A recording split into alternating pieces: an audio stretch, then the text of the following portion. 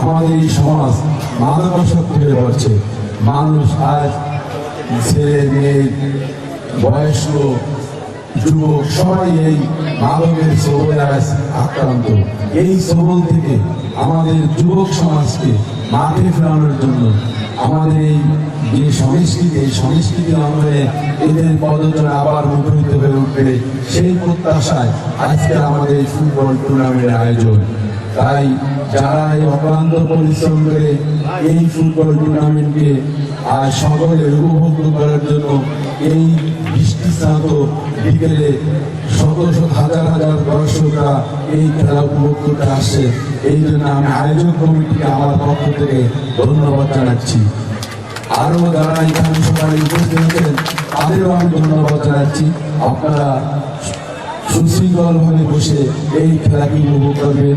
আর যে দুই দল আজ খেলা খেলতে যাচ্ছে সেটা পাইকারি 11 আর গোপালগঞ্জ পৌরসভার এক অংশ নিয়ে বেঙ্গল টাইগার 11। এই দুই দলের মধ্যে খেলা হবে।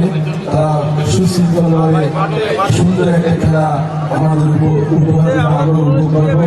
তাই কেউ আমরা একটা ভ্রাতৃত্বমূলক খেলা, এখানে কেউ কারোর উপরে অ্যাগ্রেসিভ না হয়ে সুন্দর একটা খেলা দেখার জন্য সবাই সমস্ত খেলোয়াড়ের কাছে অনুরোধ করছি।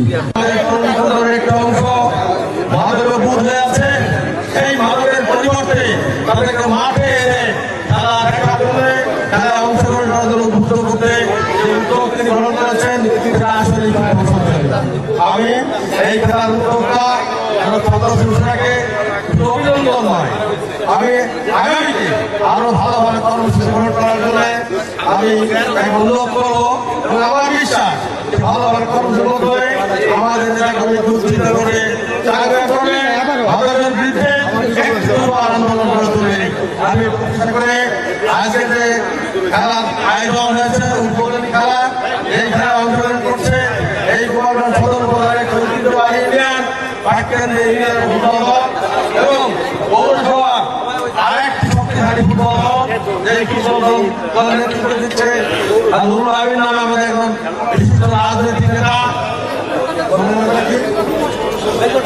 বেঙ্গল টাইগার।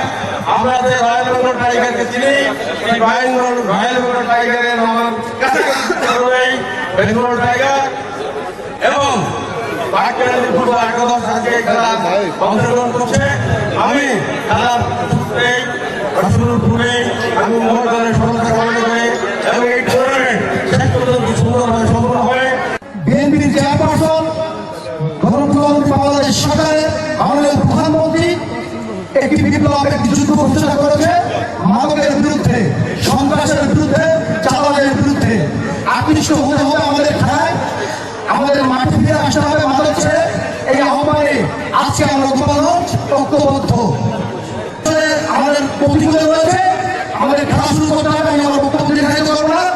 জাতীয়তাবাদী পরিবারের যতগুলো লোক এখানে আছে তাদের অক্লান্ত পরিশ্রমে, অক্লান্ত চেষ্টায় এবং শারীরিক সহযোগিতায় আজকে আমাদের এই খেলা উদ্বোধন হতে যাচ্ছে।